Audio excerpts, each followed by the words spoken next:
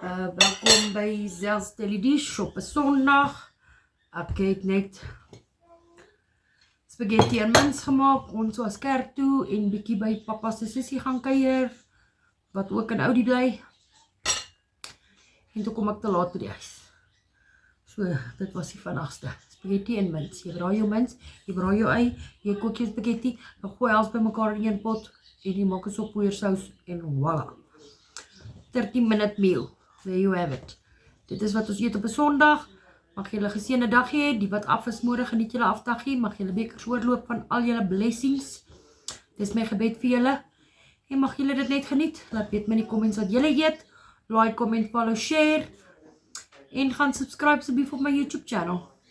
En dankie vir al julle liefde. Dankie vir al julle omgee. Ek waardeer dit regtig uit my hart uit. Bye.